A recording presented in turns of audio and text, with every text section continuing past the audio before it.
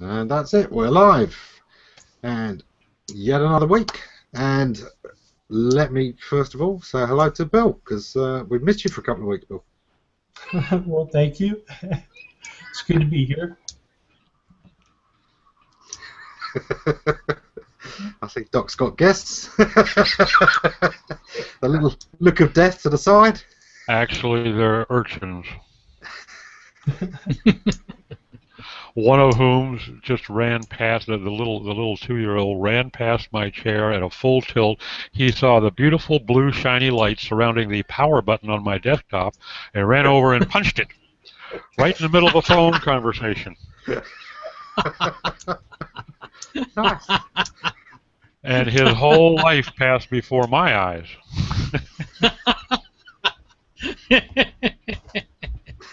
Always good to remember with Doc. John. The joys of working at home. The joy is he's not my 2-year-old, so. That's always the best, isn't it? Grandchildren. All the fun, but they go home with somebody else. Not even that, Ammon. It's just a company who may or may not be reinvited.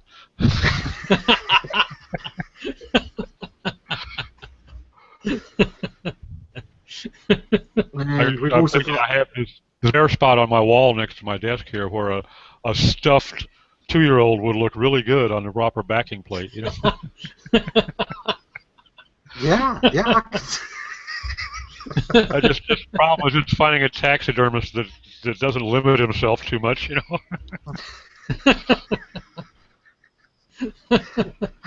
Nice.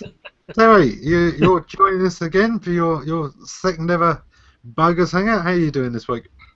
Oh, good, working away. Well, Kristin will be joining us soon, and we'll kick off the way we usually do. Bill, what's been happening in the last, couple of weeks since we saw you? I had a meetup last week that turned out really good. It was on semantic web stuff. Unfortunately, Doc was unable to make it, though he was invited. We did have a lot of people show up. Was really happy with the turnout, and the presentations went really well. I co-presented with Eric Franzone, who ran semanticweb.com for a number of years, and also ran the Semantic Business and Technology Conference. They've changed the name of it to Smart Data Conference, but it's still going on. And it's pretty much the next step in the evolution of the web, the thing that Tim Berners-Lee started when he took a look back and said, it's not quite done yet. You remember when you built your first web page and you created a text document that had links to other pages, and you could click on those? Well, that wasn't the last step. And he's been busy working on ways of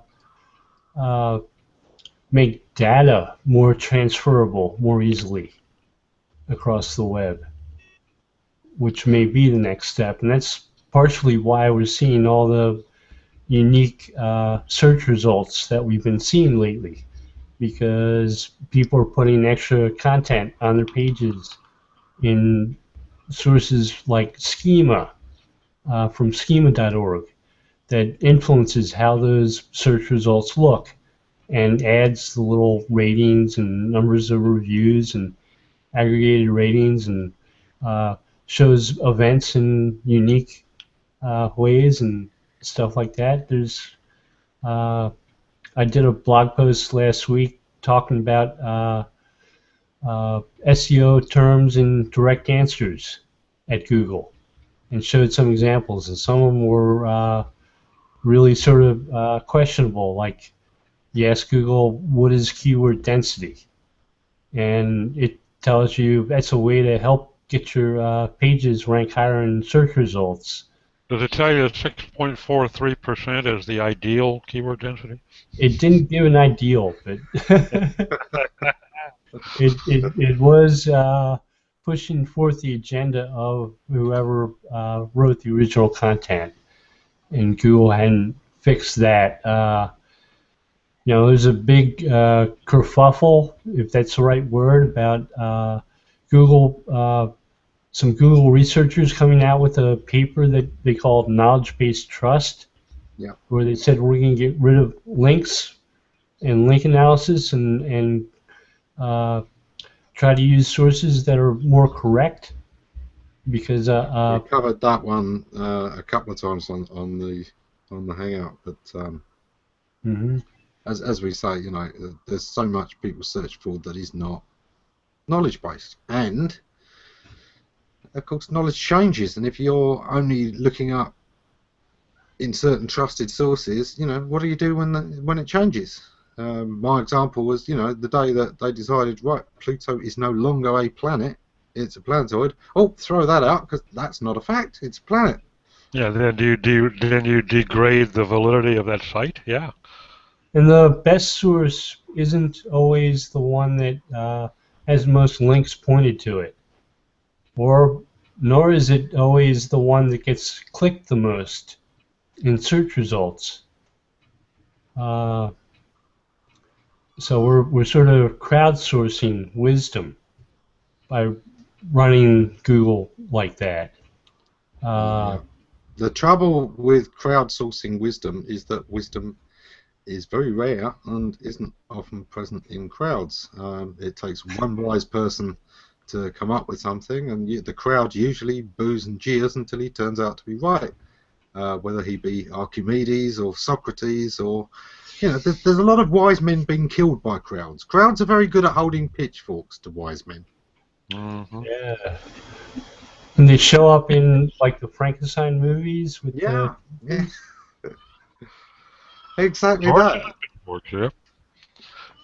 Well, I've always found it interesting that one of the principal sources for the knowledge graph and presumably now the knowledge vault has been Wikipedia.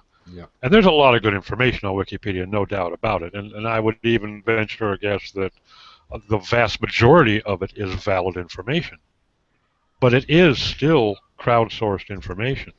And even with very conscientious editorial control, so still you're going to have some bad information show up. So to take a site like Wikipedia and occupy the number 1 or 2 slot on almost every search page seems a little bit off in left field to me.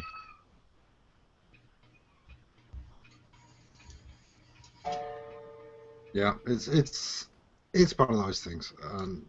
Wikipedia, we've had our moments with Wikipedia, and there's a lot of good information in it, and there's a lot of misinformation in it in various places. One of the things that I remember is, of course, if you search for the definition of marketing, it ranked really high up there. And the way Wikipedia at that time had defined marketing was atrocious. It was only about promotion. And, the sales and marketing function rather than marketing. It was one of the worst definitions I'd seen. And, there's thousands and thousands of other examples like that. There's a lot of good stuff in there, but it's always open to the public, and there's a lot of misinformation in there. And I kind of sometimes think that, look, if most of it is good enough to make you start trusting in it, then that makes the fact that it's got bad information worse, not better. Yeah, more critical, yeah. Because it's much harder to spot that it's unreliable.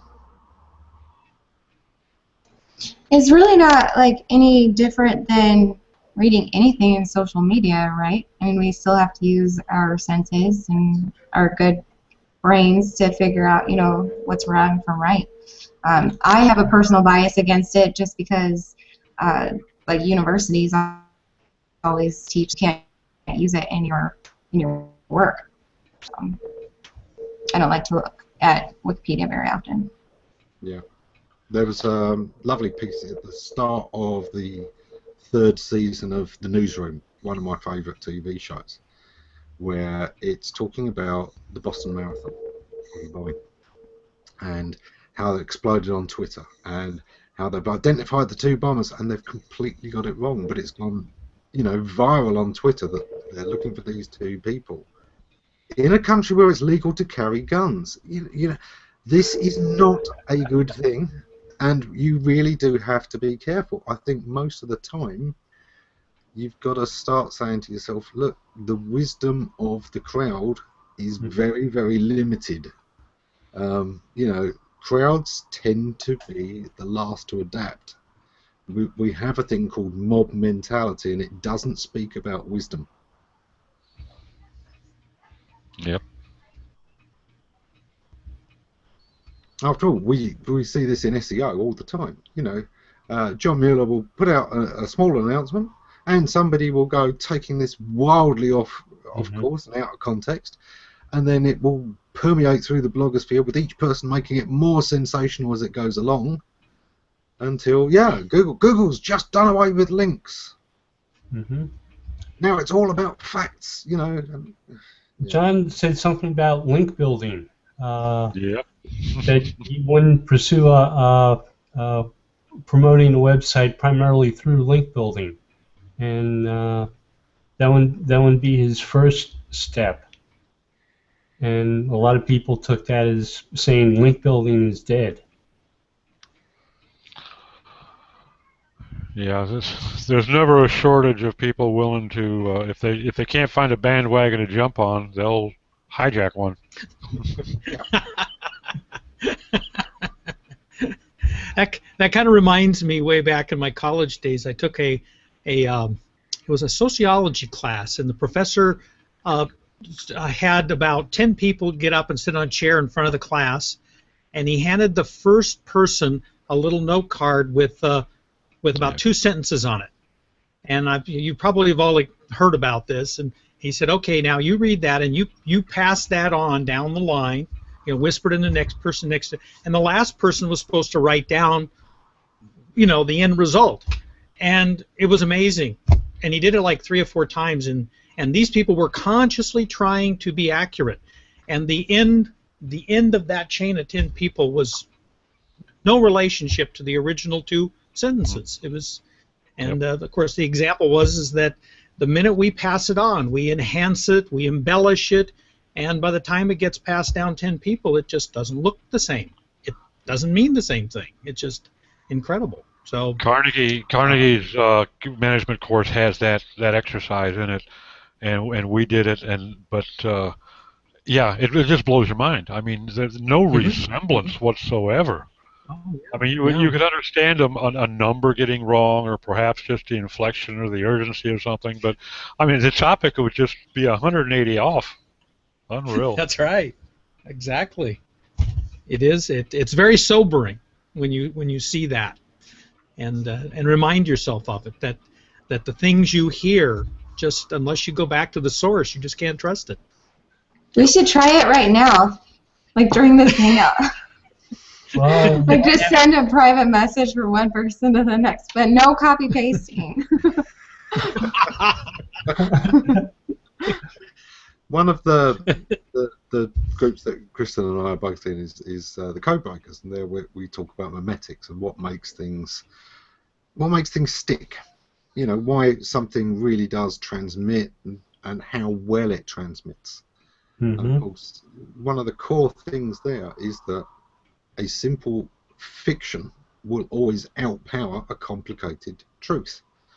You know, the simpler the message is, the more easily it will spread. And you know, if it catches our attention, great, we'll go with that. Even if we don't really think it might be true, it sounds right, and it's easy. You know, and we see that in SEO a lot. We see that in everything a lot, but. Yeah, one of the things I run into when I'm trying to send an email to a client or something is that I have found that if the email gets past like 2 paragraphs, the person reading it won't read the second paragraph at all and will only respond to the first, even though the second paragraph really explains what's going on. And I've seen so many times when things have gotten off track because they didn't read the whole email. And this is just like 2 paragraphs, you know. It's not a lot, but people don't like to read anymore. They really don't read. They they just sort of scan quick and they go, and they don't Evidence bother to read. Evidence would suggest, John, that an awful lot of people don't know how to read anymore. Well, Have to get rid of that first paragraph. Yeah. yeah, I mean, you could just draw a cartoon and have better luck sometimes. yeah. Yeah, and if it's not Obviously, my bullet emails have pointed, gotten shorter. Yeah, well, So now I send. my pirate headgear has me ready to hijack everything. So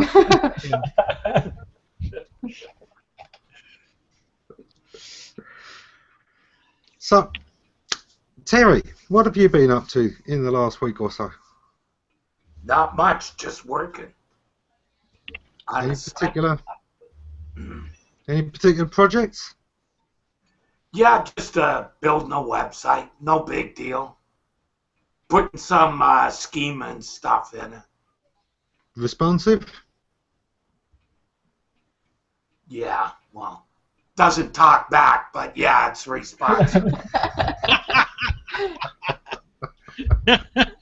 Well, I have to ask because I know, responsive is kind of the way it always goes these days. But Yeah, as you know, I'm still a fan of the medium and large sized site and a dedicated mobile site. I actually like to have the two for a lot of projects. Not for everything, but for a lot of projects, particularly if the kind of usage people are going to be doing on mobile is different to what I'm expecting them to be doing at home, then I'm going to want a completely different site for it. so like, would a good case for that be like if you're going to include an app capability? If you want people to shop, forget doing responsive, have an app, because it's very difficult to do any kind of shopping. Most shopping carts are not responsive and break yeah, I know. a responsive design. We were talking about that. I don't know of one that is responsive. I'm not sure about WooCommerce. Have you tried that one yet? Yeah, but that's some Mickey Mouse thing that plugs into fucking WordPress and a real e-com site. Like, Yeah, but I- SEO, that's a plug-in, isn't it? Surely, it's not an actual career, is it? well, Yeah, it's SEO, that's something Yoast does. It's a career for the guy inputting the data. That's what I hate. Every one of those, they're free because the guys actually make their money putting the data in. There's no way. You look at those programs, these are the only CMS I've seen where you could not import a database. Impossible. Screwy. Yeah. So, responsive, there's times it's great, but there's a lot of times when the reason people are looking you up on mobile is completely different. If your restaurant takes bookings and stuff like that, yeah, that can probably be a full responsive site, no problem. You might have a slightly different design for mobile users than regular users, because the regular user is probably still at home. They want to know about the facilities, they want a bit more information, whereas the guy on the mobile just wants to know where are you and what's your number. I think that there are some applications where it definitely makes sense to have a separate mobile site, particularly since we stopped doing keyword research per se a couple of years ago, and what we have started doing now is query research, because there's so much more than just the keyword and the associated terms. You need to look at who queried, where did they query from, what time of day did they query, and one of the big things we have to do once we start pulling our basic run of keywords is we classify them. Is it transactional, informational, navigational? And if at that point, if you're going definitely in one direction or the other, a mobile site, standalone mobile site, can make a lot more sense, because sometimes you have a term that if you've got an e-commerce site and you also are blogging for informational purposes, you might have the same query, or nearly the same query, could fall into either classification. But it's going to be pretty clear where you're going to want them to land for each classification. So if you separated your sites there, Now you have the opportunity to rank twice, as Well, opposed to less opportunity to rank once. yeah, I think we're going to see more separate mobile sites, even if you're running responsive design, right? Google's thing says every responsive design has all these errors. And it's stupid stuff like your links are too close together. Well, it's a freaking menu. What am I supposed to do? Put them a few inches apart? Like, it's just full of stupid shit. Like, sorry, You kind of I look do at it need and I to. think- You need to have a conditional style sheet that when you're on the small screen, it puts extra padding in, top and bottom, to space very those links out, because it's very difficult with a touchscreen device, if the links are close together, to click one without clicking the other. Let's face it, some of us have got fat fingers. Like me. I really want to take the one word that describes that link and turn it into 4 so that it'll work on mobile? Not really. No, all you do is one line of CSS usually that's just in when it's. Now, that's detected too as a much small freaking device. work. You That's put too it- Yeah, I know. It's not like you're a web developer or anything. Oh, hang on. You get paid for the work. Questions? CSS is the worst, though. I'd rather work on JavaScript than CSS any day. Yeah, but you can do so much with CSS. CSS3 is amazing. The only thing you can't do with CSS3 on a site is a clickable link. Everything else that you would do on any site page can be done with CSS. It's amazing. Yeah. I have 2 questions, Go on. and they're not really totally related, but they kind of are, in a way. Like in this big old umbrella called the web, they're related. They have to do with deep links. Mark Travigan introduced me to the term last Friday, and also where do AdWords come into this conversation? Okay. Well, let's start with deep links. Bill,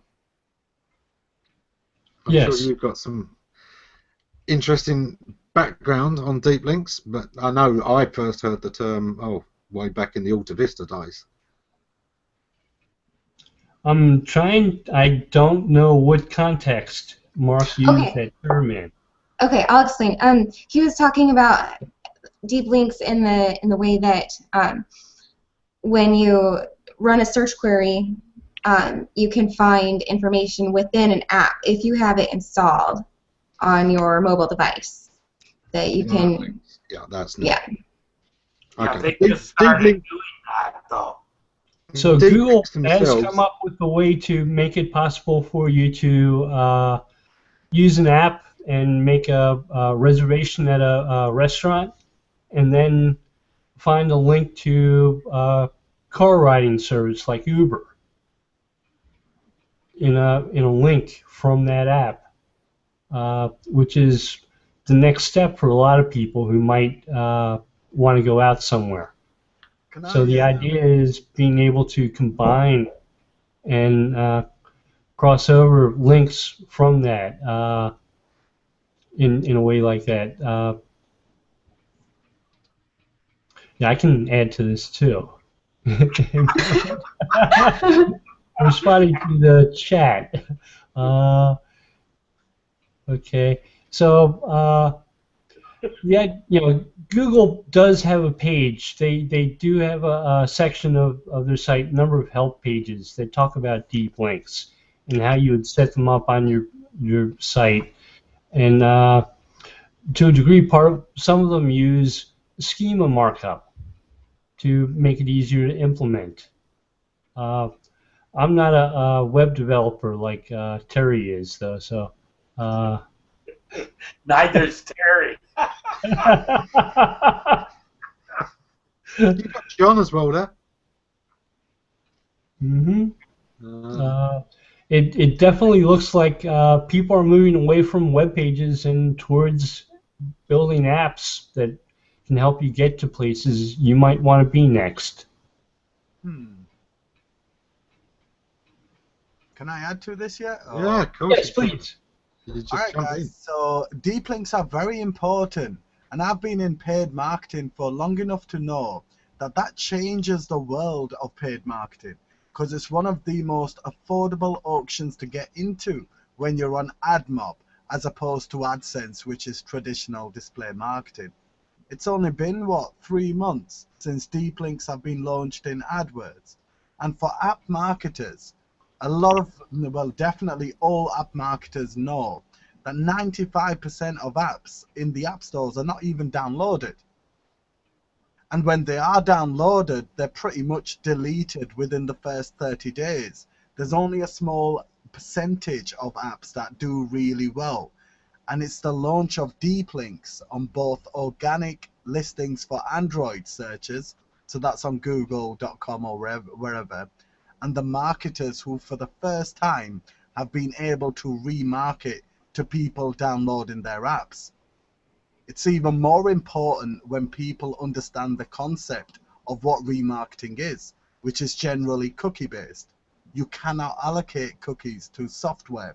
An app is software, right? So bigger than just deep linking and picking pages of your app that you know somebody's accessed, i.e. got to the last level of the free version of your app, now you can remarket a paid version of your app. Or maybe got to the credit page for in-app purchases and exited without buying any credits. Now you can remarket an advert saying come and buy some more credits. Bigger than that is being able to track people from the PC and pointing, well, knowing that somebody who's gone to your PC website is now using other people's apps. Through AdMob, you can now target them. So in terms of mobile apps and deep links, I think it's a huge topic that's very misunderstood and not being businesses they might are want not to going use into. a name that didn't start, 20 years ago and get mixed up with something else. Like that's what these new marketers, they put fucking names on stuff and it means something else to anybody who's been around longer than a day. Yeah. It's true that. Because a deep link was anything that wasn't a link to the homepage. Right. And it's always meant that, and Google's used it that way, and the engineers at Alta Vista who went on to become Google engineers used it that way. And, a deep link, a regular link often went to the homepage, but if you Called went an app into the link, so it deep actually content, it was a deep link. called Oh, an wow. app link, so it describes what the hell it is. Yeah. No, you guys have been in the industry for long enough to know things like that. Whereas I'm only, 5-6 years in the industry, if that. And in the small amount of time that I've been in it, there's so much terminology in AdWords alone, you never get a chance to go anywhere else, back in history or any other platform. You stay in AdWords and spend Yeah, months. the inbound marketing, same deal. Inbound marketing, right? Yeah. I used to do telemarketing. That meant inbound calls to a call center. And, any CEO of a decent-sized company, you say inbound marketing to him, and that's what he'll think you're selling. Yeah, and I think what's happened with marketing is it's beaten every expert in the industry because it's moving too fast. Before you know it, the terminology, like you said, might mean the same thing, but it's being launched as a new product. And before we know it, we'll be looking at linking Google Glass or wearable technology to users and so on and so forward. So I think the bigger kind of picture here is everybody needs to pick their small industry and their small little part of marketing that they're really good at, and maybe not, venture into everything else. I don't do Facebook marketing, guys. I hate it. Same with LinkedIn. So I don't even do SEO. I'm pretty much in AdWords. There's my own monopoly of knowledge and mastery of a system. So yeah, you guys are so much more diverse than what you need to be in the future. In the future, I think you just pick your little chunk and enjoy it. I think the problem there, though, is that, and it's something we've seen, is that people get very much into their niche, and then they aren't aware of what they're just duplicating, what's already out there, what there's a better way of doing. It's like somebody who comes at the web, becomes a WordPress developer, and then everything to them, every problem is a now because they've only learned to use a hammer. And there's a lot of time WordPress makes ugly coded sites. They are bloated. Yeah, and you're right. I think knowing guys like yourself and Google Plus and social networks make it possible to find somebody that does know, and have pretty much hangouts like this and discuss things. I never knew deep links were invented before Google launched them. This, and it's true. So I think networking with people and learning from them and understanding it's all about teamwork, right? You're not a good marketer if you think you're doing everything on your own. You need people to discuss things with. Well said. Thank you. AdMob, is that owned by Google too?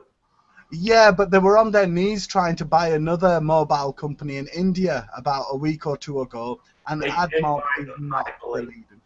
Sorry? I think they did buy them. No, they didn't, did they? That makes them the leading. AdMob is not the mobile, the leader in mobile marketing is far from AdWords. It's AirPush or something, or Cretio. If Google went and bought that Indian company, they actually just fast-tracked to the top of the list. They are the best. I didn't know. Somebody did. I heard about it in the news yesterday or the day before. How much? Don't know. Just know that they were talking about this Indian company. Oh. That was bought. I'm pretty sure it was Google that bought it. I was hoping the Indian company just gives them the middle finger and says, "See you later, Google," and create some. $67 billion in the bank, and you're gonna get the middle finger. I know. I don't think. At some point, though, I do kind of think, look, India is the sleeping giant of the tech world. We've got a global economy now, which is all about intellectual property. It's all about who has these big companies. Look at how Microsoft changed the power base of the world by giving an America a really dominant position in computing as a whole, and the power, the number of brains, the number of engineers over in India is massive, but they keep selling it to other people. They keep doing it for other people, and I'm waiting for the Indian Google or the Indian mobile app that stays Indian and helps build up India, and I really am. Bang on. Yeah. That's why I was disappointed. If they did sell to Google, companies are selling themselves out to the corporate giant, and that's Google lets half their companies just run themselves, arm's length, and they make a ton of money because they don't have to do much because Google makes sure they get all the free advertising they need. But how much does that do for the people in the country? And for the businesses, and for everyone that wants a bit of competition in pricing, for everybody that wants to have options, why is everyone going to Google, Facebook, and Twitter for? It's not like that on TV, on newspapers, magazines. There's so much choice, and now you just go into one system that does it all. I don't think that's cool. That means one person gets all the money and controls the pricing. More Monopoly, importantly, they're never cool. No, they it's don't the role control model. prices, sir. It's an auction.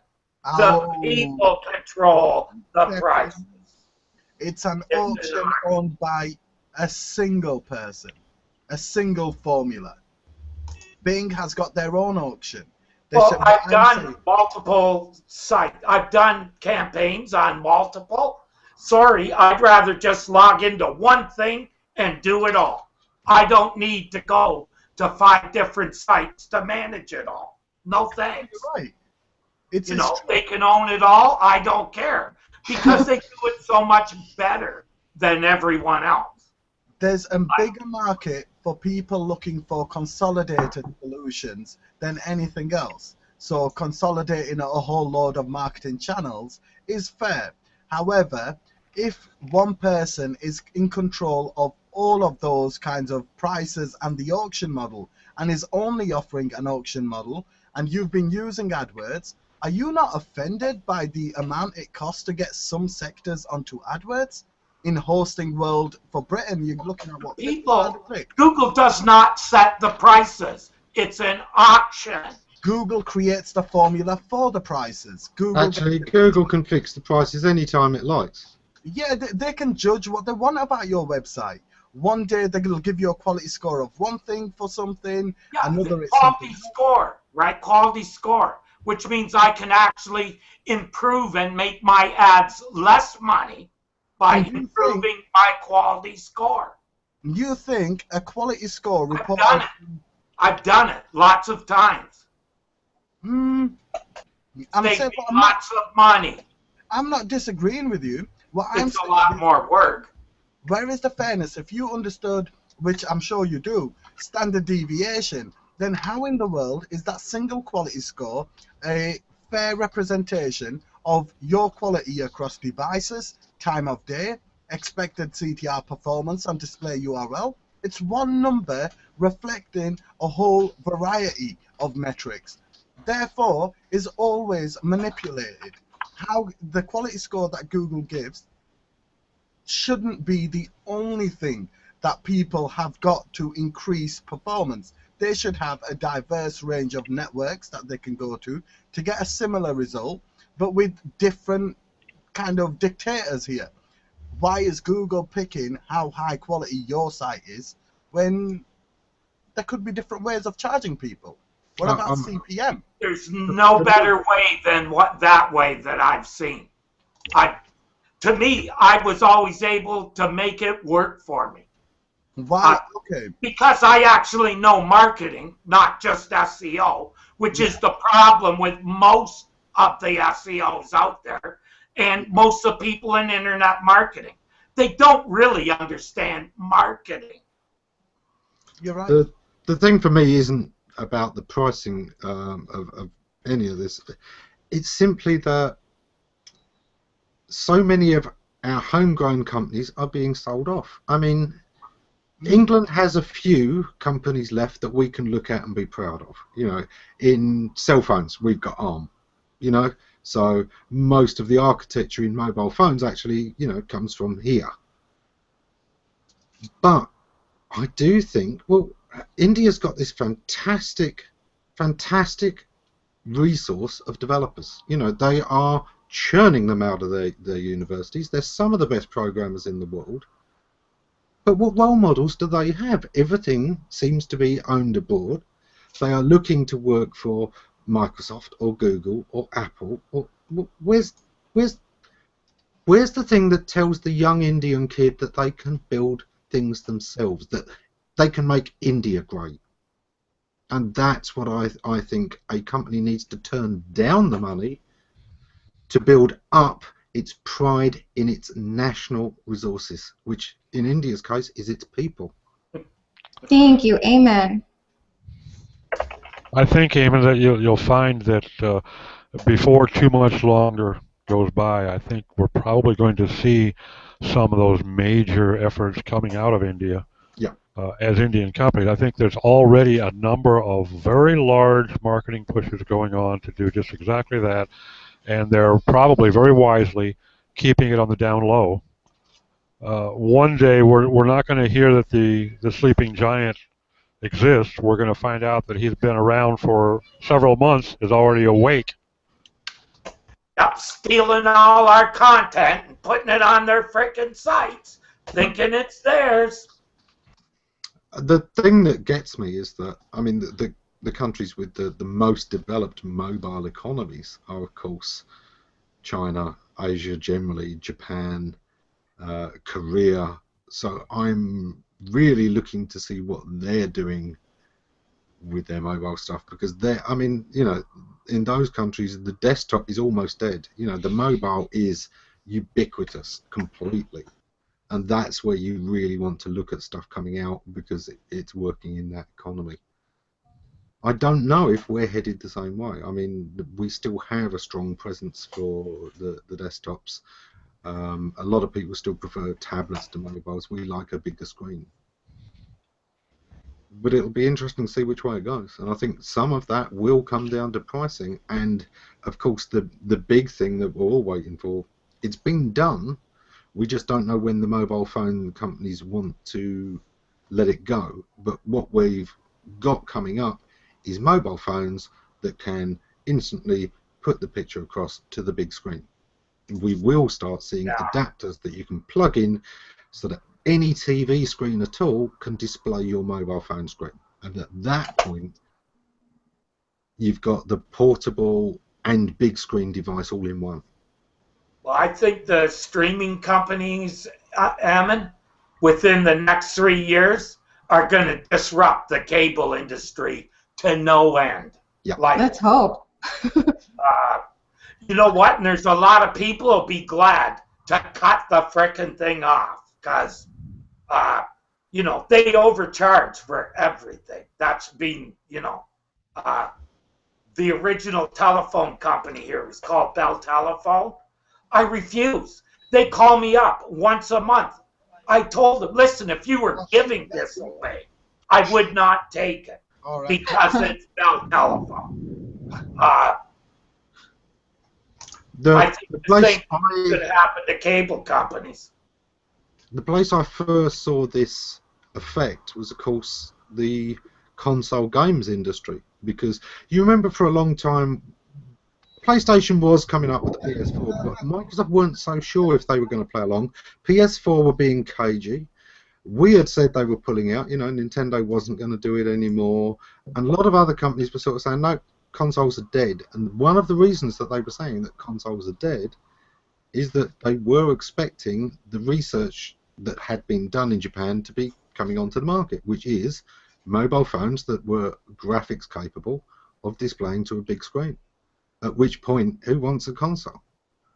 You know, when your mobile can do everything, including go on the big screen, that was going to be the death of the industry. And I think either they got some reassurances that this wasn't going to happen for a few years, and you know, Japan sat on some technology before.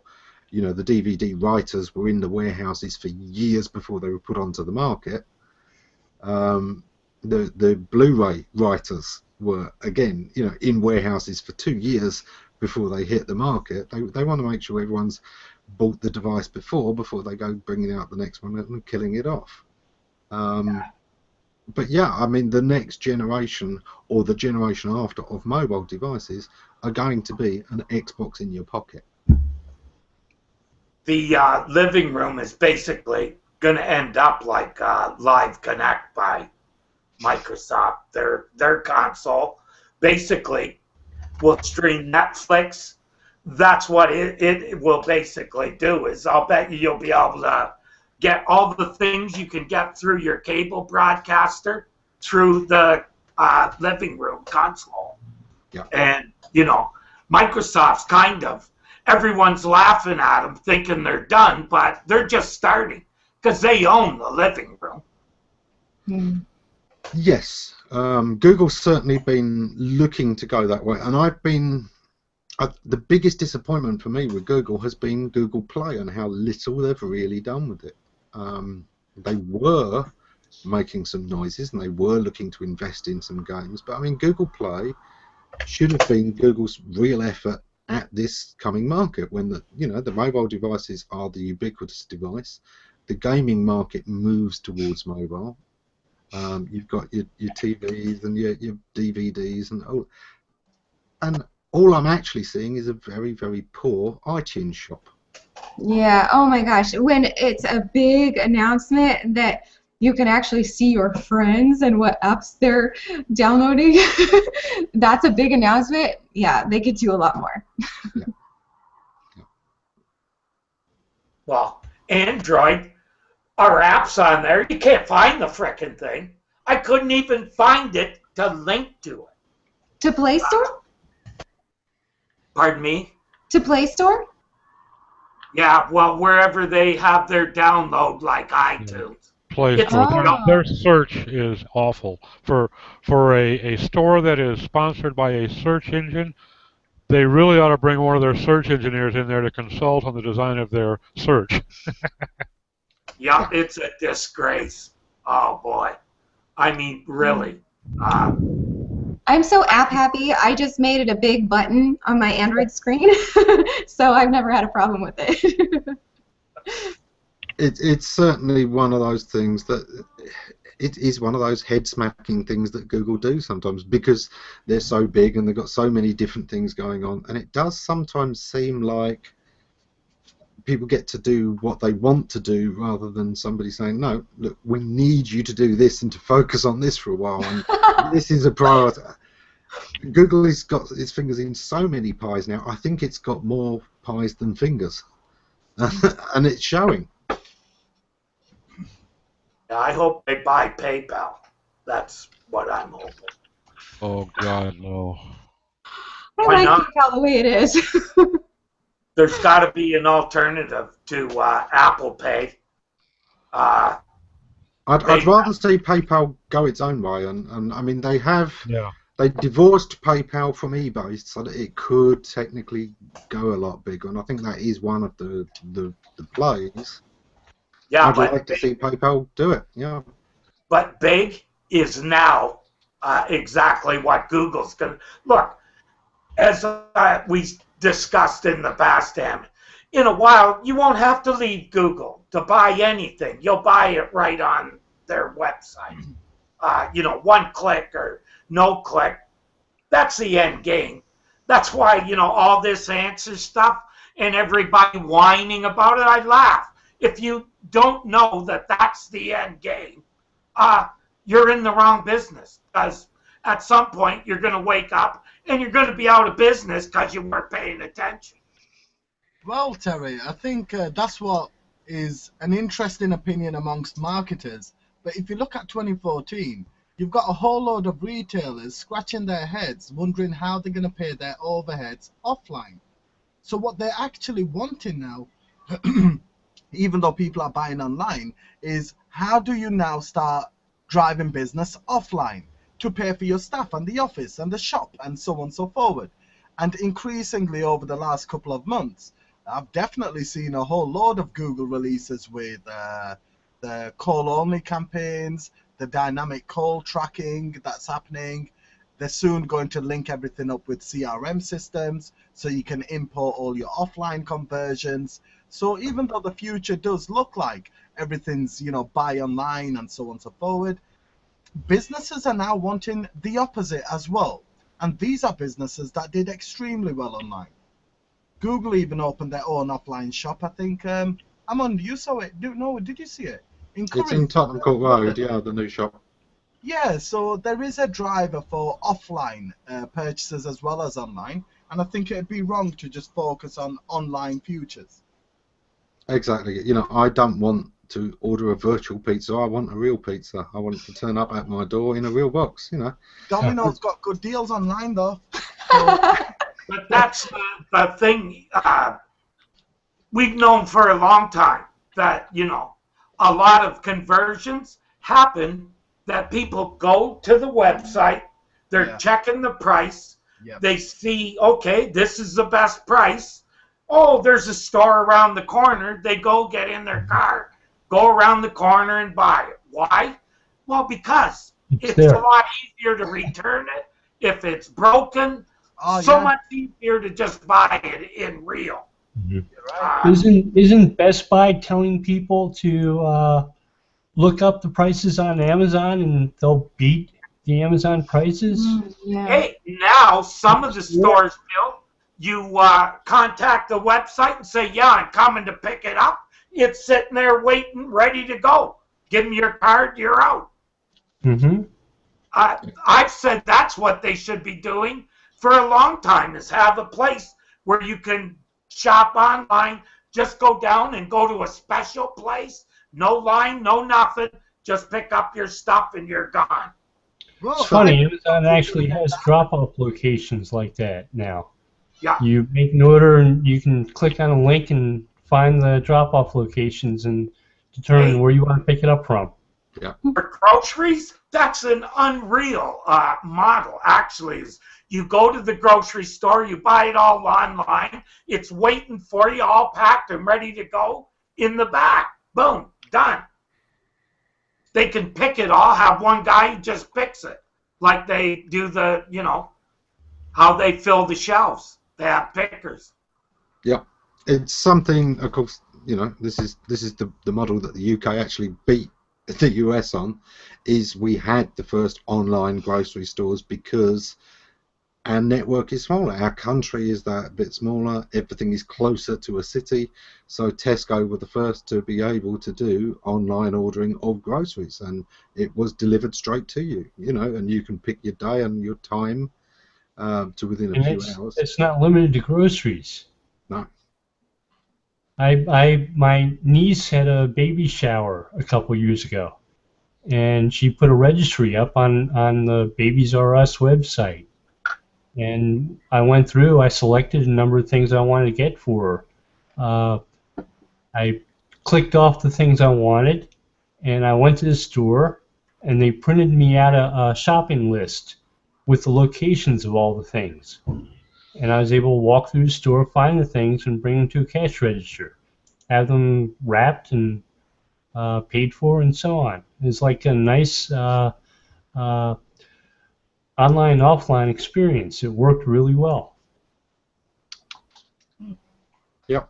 So this actually brings us right back to the start of the show, where we're talking about semantic web again, because what's becoming important is integrating all of these things, or rather letting the data be transportable.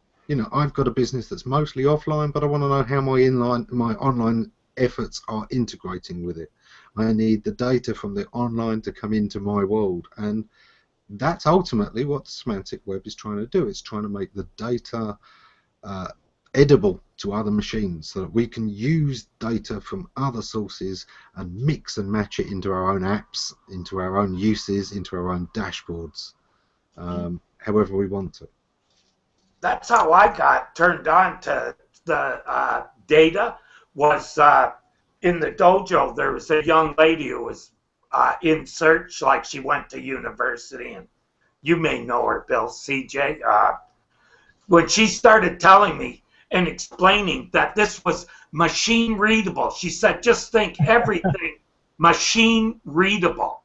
Right. That's what it's about. When you put it in those terms, it makes it more than a little bit of markup around some data. Makes it machine readable.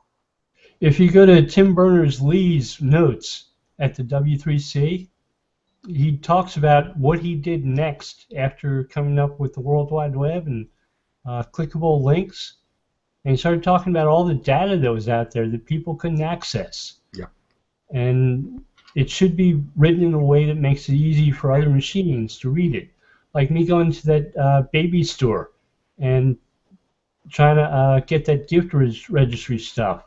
They were able, they asked me my name, they printed out a document, a couple pages, that made my spending money there that much easier. Yeah. It's not like they had manually direct that printing of those pages. They were pulling the data right from the website.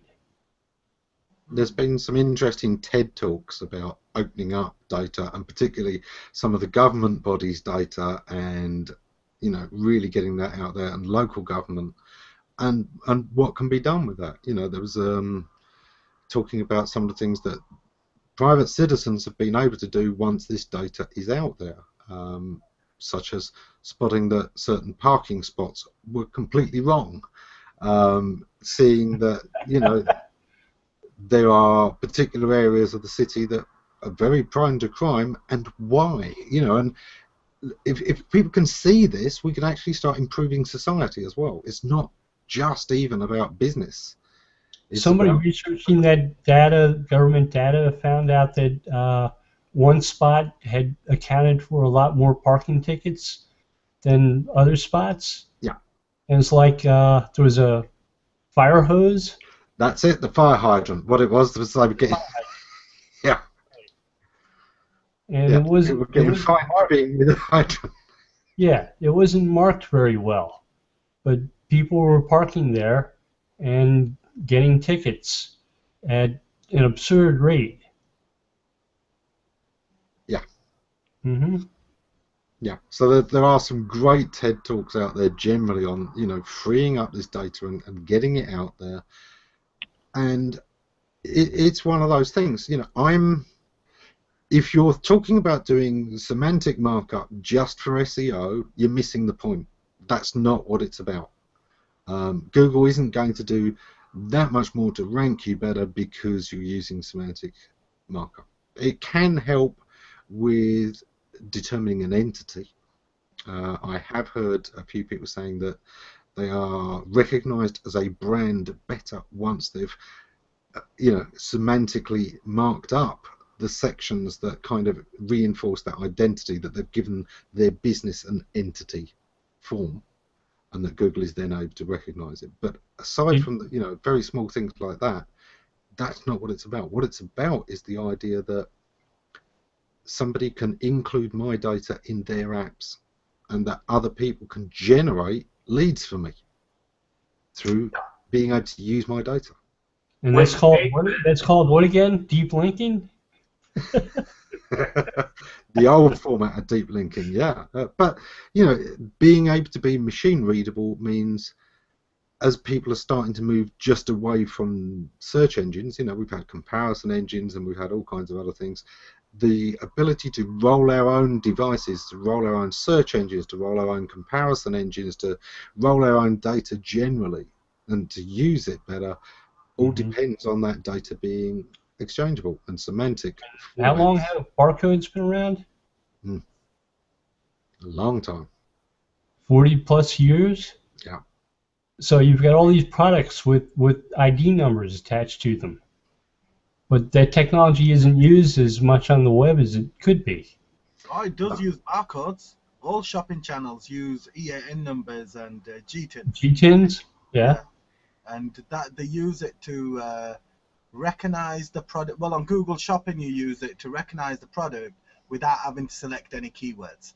And so right, and if you have a review site that just publishes reviews, you can connect those reviews of the products by using the GTINs or so on. You're right. That's actually... can you review products on Google Shopping, or is it the business alone? Oh, yeah, you've missed... Why doesn't Google let people review the actual product as opposed to the business? That would be far more efficient in terms of... Products can't pay them. Sorry? Products can't pay them. Businesses can. Yeah, it's true that as well. There's a gap in the market, lads. Let's start a review site for the product, not for the supplier. Been there. I did that in 2001 with a consumer review site where we reviewed the products and we reviewed everything. I mean, we had reviews of TV programs, political leaders, particular policies. And one of the guys who worked, one of the guys who worked on that site back then now works for Google, and he's helping lead some of the semantic web stuff. Oh wow! Yeah. Jobs. It's Arguha. Yeah. Well, to be fair, if I'm going to buy the kind of products that I actually buy are gadgets, and if I'm going to buy a gadget, even though it sounds sad, you go to YouTube and watch the unboxing video first, then you try find another video where someone's actually using it, and then you try find a person who says the worst thing possible about that product, and then you make an assessment and buy it. And comparing it to others as well, because one of the things that I really found about reviews is, you can get somebody writing a great review about a product, but you need to know how much experience with other products they've got as well. It's easy to be blown away if this is the very first time you've seen anything that does this. Yeah. But, if you're talking about Photoshop, but you've never used any other graphics program, yeah, it's going to seem very complicated, and yeah, it's going to seem like it can produce wonderful results, but is it producing more wonderful results than any other graphics app? It is. I need somebody. Yeah. So when we were doing the review site, one of the things that we had to train our users to do was kind of qualify their reviews, talk about what their experience was, let people know what they liked and disliked not just whether you liked or disliked it, but why as well, because sometimes the thing that you hate something for is exactly what somebody else will love it for. So you built some context into those reviews? Yeah. Oh, wow. So you're just assessing the worthiness of the person reviewing it, and you're using it quite, like mystery shoppers do. That's what you have to do, don't you? You have to tell them like what you like, what you don't like, and then they... Some type of self-assessment. Yeah. Yeah. But in our case, the reviews were open to review themselves, so there was peer review of the reviews, and therefore people could say how useful a review was or wasn't. What the heck happened to this site, Ammon? Was it just review this person who will review that person who will review that person? And in the end, you've only come there for a product review. Funny enough, it's still out there. I mean, Opinions is still going. Do You was the European version, and it's still going. Unfortunately, the investors stepped in and the board was kicked out, and there was 3 rounds of financing, 30 million euros involved, and it didn't hit its deadlines, and the investors stepped in. The investors included, IBM, Early Bird, some very, very big names involved in 2001, and even though it was doing 6 figures a month, wasn't seen as successful enough. Sure. At least you were part of something big, right? I think. Oh, it was huge. I mean, we went into the Nelson Net Rankings top UK shopping sites in 1 year. I remember you talking about it and going and visiting and wishing that there was a US version. Really, there was a lot of camaraderie and there was a lot of positive interaction between people doing reviews. Yeah, we organised meetups for people. We had, nights out where they could go and talk shop, but also get to know each other. We, really put attention to the community. Yeah.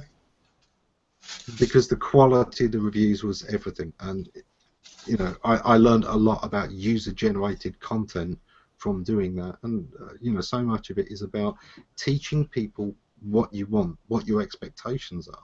Don't let them just, work it out for themselves, but give them guidelines on what you want and what you don't. And most of the time, people will surprise you in a positive way once they know what you want from them.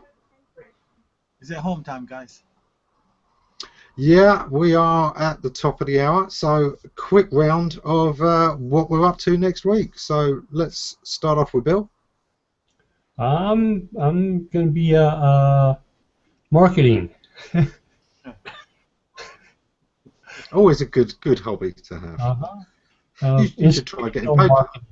I'm going to try to find some interesting topics to blog about and get social about and give people new things to think about. Cool. It's always a lot of fun.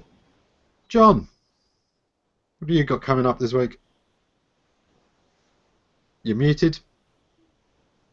You're muted, John. It's a secret. Okay.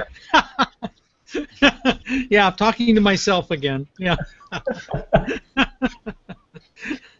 Well, I've got a lot of programming projects I've got to get wrapped up. I've got an old client that we need to finish up their application, and so yeah, I'm going to be doing fingers to the metal for the rest of the week and trying to do some serious programming.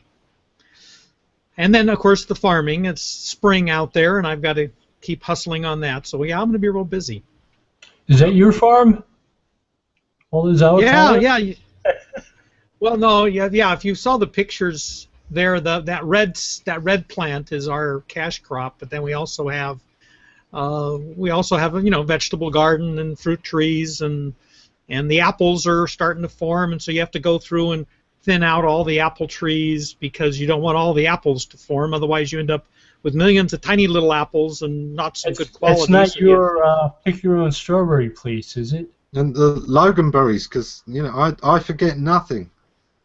Yeah, I've got loganberries. Yeah, I've got loganberries and boysenberries coming up, and blueberries and strawberries are flowering right now. So yeah. When's your jam making session? Actually, I freeze a lot of stuff, and I do that in the fall. In the fall is when I do my jamming. As a matter of fact, I work on the website of a company that makes the pectin called Pomona's Pectin, and they I do a lot of the work for them. Cool. And that's how I met them. Is I was their customer first. Nice. Terry, using their... what are you up to this week, Terry? You know, finishing up that website. Dave and I have, I was wrong last time I was on. I said we were going to do the local show, but turns out it's actually Tomorrow? Wednesday. This Yeah, I'm Wednesday. looking forward to that. If So- anyone has an interest in SEO, do not miss this Yeah, coming well- up show because It you've got looks really, really good, and I can't wait. Yeah, What time Mike is and that? Darren are pretty knowledgeable. Yeah. I've only talked to Mr. Shotlin a couple of times. Not so, don't know so much about him. And let's see, on Friday, we're doing reviews on the Dojo chat. Hope to see Ammon and Bill there. Let's see. Cool. I guess that's about it this week.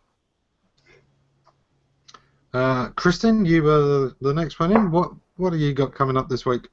Yeah, okay, well, I'm going to be resurging my commitment to on-track tips, because I love Jason so much, and expect to see a lot more in your streams coming up from on-track tips. Cool. And Imran, what are you up to this week? I'm working on quite a big project. I don't know how many people know me, but it is very big for me. So this whole next week's all about finishing it up and getting something started, really, without saying too much. Yeah. It's an exciting time putting something new together, isn't it? Yeah, for Risky, me, but one of the most exciting times of my life, to be fair. So yeah, it's a hard week though. yeah, can imagine. That's all we've got time for this week. Thanks everyone for joining us, and see you on the next Bogus Hangout. Thank you all.